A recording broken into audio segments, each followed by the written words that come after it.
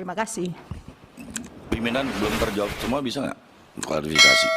Interupsinya gini, tolong melalui Saudara Menteri, Mbak Nunu, yang pertanyaan mendasar juga saya tanya, sasaran gurunya itu sangat besar, tapi baru selesai 1,2%.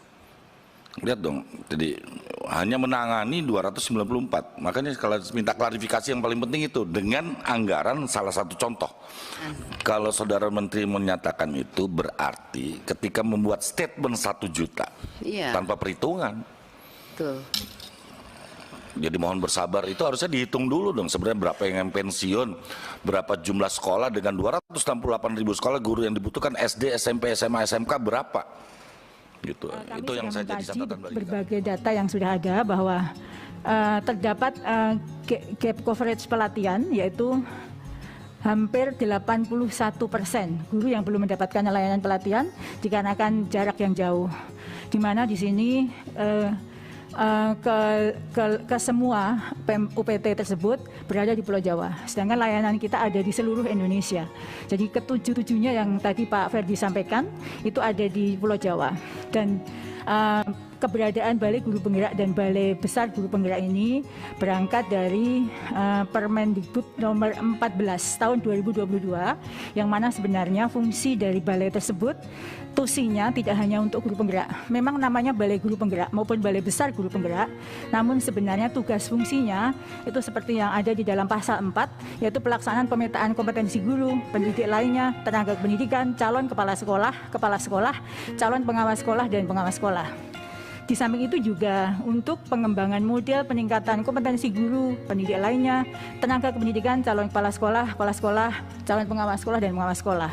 Dan juga pengembangan media pembelajaran guru, pelaksanaan peningkatan kompetensi guru, dan masih banyak lagi tugas terkait dengan pengembangan guru dan tenaga kependidikan lainnya yang ada di wilayah provinsi masing-masing. Belajar dari pengalaman sebelumnya bahwa ternyata dengan 7 UPT yang ada di Pulau Jawa tersebut baru bisa melayani sedikit sekali, dan sebenarnya restrukturisasi UPT di lingkungan ini, Kemendikbud ini, bahkan menjadi perampingan UPT, yang mana sebelumnya dari Dijen Paudasmen ada 29 satker, kemudian Sekjen ada 3 satker, dan Dijen GTK ada 7 satker, sehingga di sini ada perampingan dari semua satker tersebut menjadi 33 satker. Jadi sebenarnya bahkan malah perampingan UPT, dan hal ini terbukti selama ini efektif untuk melayani guru-guru di seluruh Indonesia. Lalu kami sampaikan Pak Ferdi, kalau terkait data yang tadi Pak Ferdi sampaikan, bahwa sebenarnya tidak semata-mata anggaran yang dikirimkan itu hanya untuk guru penggerak. Sebagaimana tadi saya sampaikan, banyak tugas fungsi layanan dari Balai Guru Penggerak yang bisa dilayani oleh balai tersebut. Saya sampaikan bahwa misalnya guru penggerak saja, saat ini kalau tadi disampaikan data angka, sebenarnya dalam waktu yang bersamaan guru penggerak itu bahkan sampai 5 angkatan. Jadi dalam waktu yang bersamaan bisa melayani guru penggerak itu 5 angkatan. Jadi tidak semata-mata hanya 1 angkatan. Dan terkait dengan SDM yang terbatas, sebenarnya pada saat ini jumlah SDM GTK yang sedikit itu dalam kami menganut prinsip kolaborasi, bahwa dalam melayani program tersebut berkolaborasi dengan UPT Kemendikbud yang lainnya, dan berkolaborasi dengan dinas pendidikan yang ada. Mungkin itu Pak Menteri tambahannya. Terima kasih. Pimpinan belum terjawab semua, bisa nggak klarifikasi? Interupsinya gini, tolong melalui Saudara Menteri, Mbak Nunu, yang pertanyaan mendasar juga saya tanya, sasaran gurunya itu sangat besar tapi baru selesai 1,2%. Lihat dong, jadi hanya menangani 294. Makanya kalau minta klarifikasi yang paling penting itu dengan anggaran salah satu contoh 7 miliar 900 untuk Kepri. Saya belum buka seluruh provinsi yang ada BPG-nya. Itu yang kita klarifikasi. Kenapa kok cuma 1,2%, yang judulnya adalah di situ kabupaten kota, ini contoh sekolah penggerak, implementasi kurikulum merdeka, jumlah guru, peserta yang lulus, peserta diklat, kuota selanjutnya angka 7 sampai 9. Itu yang saya minta klarifikasi. Kenapa cuma 1,2%? Mengapa? Bukannya itu, kalau tusi-tusi luar kepala saya, Mbak. Jangan ngajarin saya, Mbak belum di sini, kita udah di sini, Mbak. Gitu. Saya minta klarifikasi angka-angka. Kalau Mbak Nunung nggak mampu, kita tunggu tertulis. Terima kasih pimpinan. Terima kasih Pak Ferdi. Nanti kita akan tunggu jawabannya secara tulis ya, yang lebih mendetailnya. Tadi saya rasa hampir terima kasih dan saya apresiasi banyak sekali masukan mengenai proses P3K. Tentunya saya ingin pertama mengucapkan bahwa dari kami tidak pernah kami merasa bahwa ini adalah proses yang sempurna.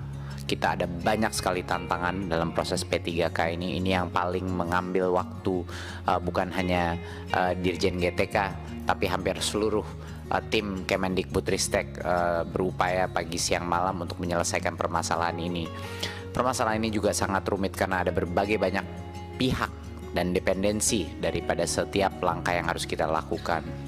Harapan besar saya adalah bahwa kita semua bersabar dan beroptimis, karena dengan segala kegaduhan yang ada dan proses yang sudah terjadi, dan saya mengerti pasti banyak yang juga masih kecewa di luar, tetapi kenyataannya sampai akhir ini hampir 600.000 guru honorer akan menjadi P3K yang sudah menerima formasi, dan mayoritas daripada itu akan menerima gajinya. Seperti tadi disebut datanya, yang belum menerima gaji itu sebenarnya proporsi yang cukup kecil. Saya mendengar juga banyak sekali permintaan dan desakan untuk bisa mensentralisasi pengangkatan guru P3K dan juga transfer gajinya langsung dari pusat. Tadi saya mendengar dari banyak anggota permintaan melakukan ini.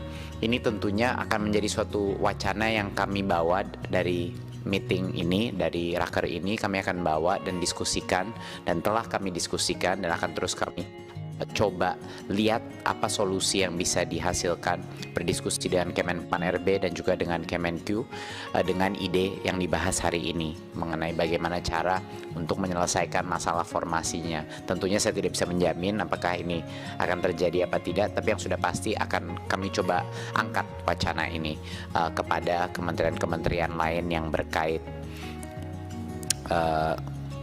Memang permasalahan utama saya sama Bu Anita sama-sama frustrasi pada saat turun ke berbagai macam daerah, suka bingung padahal sudah menjelaskan berkali-kali bahwa bukan hanya anggaran itu sudah dipagu, tapi banyak Pemda mungkin yang belum sadar bahwa kalau anggaran itu tidak digunakan, itu akan diasumsi bergilir ke tahun berikutnya. Jadi secara teknis kalau tidak dikeluarkan anggaran itu, anggaran totalnya Pemda itu akan berkurang tiap tahun, dan itu yang mungkin bisa juga dibantu komunikasikan kepada anggota Komisi 10 kepada masing-masing Pemda bahwa memang sudah di-earmark gitu, tapi memang kami akan terus berjuang, terus bersosialisasi kepada setiap daerah untuk memastikan dan meyakinkan bahwa ini adalah harusnya prioritas nomor 1 gitu. Kenyataannya adalah kenapa waktu misalnya Bu Anita mengecek dan ternyata ada anggarannya, kenyataannya adalah anggaran itu tidak diprioritaskan untuk guru honorer, tapi ada kebutuhan lain yang mungkin dianggap lebih penting. Realitanya adalah itu. Jadi itu yang mungkin harus kita bantu bersama-sama gotong royong menekan kepada Pemda bahwa prioritas nomor 1 adalah pendidikan, dan prioritas nomor 1 di pendidikan adalah guru-guru honorer yang sekarang belum menerima nafkah yang layak. Jadi itu mungkin poin besarnya. Tentunya seperti yang Bu Nunu sudah presentasikan, semua isu-isu seperti guru tidak menyerobot guru lain di sekolah tempatnya, itu semuanya adalah alasan kenapa ini makan waktu. Komitmen kami adalah ini akan kami, mayoritas daripada isu ini akan selesai sampai dengan akhir 2024. Kami akan usahakan apa yang kita bisa selesaikan di tahun ini, tetapi ini adalah proses yang terus berjalan Bapak Ibu. Jadi mohon bersabar. Memang nggak akan semua yang puas di tahun ini, tapi tahun depan lebih banyak lagi yang puas, lebih sedikit lagi yang tidak puas. Tahun berikutnya akan sangat sedikit yang tidak puas dan lebih banyak yang puas.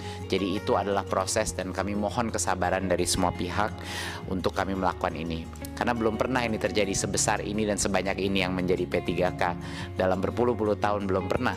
Jadi ini adalah suatu hal yang memang mungkin kerepotan inilah yang harus kita lalui untuk bisa menyelesaikan masalah ini. Tadi mengenai TIK saat ini Terus oleh Pak Bu pimpinan. Kalau saudara menteri menyatakan itu berarti ketika membuat statement 1 juta tanpa perhitungan. Betul. Jadi mohon bersabar, itu harusnya dihitung dulu dong sebenarnya berapa yang pensiun, berapa jumlah sekolah dengan 268.000 sekolah guru yang dibutuhkan SD, SMP, SMA, SMK berapa? Gitu. Itu yang saya jadi catatan bagi kami. Terima kasih pimpinan. Tambahan pimpinan saya. Ya Bu. 1 menit. Terima kasih pimpinan. Jadi begini Pak Menteri, masalahnya sekarang yang kita lihat di daerah itu anggarannya sudah ada.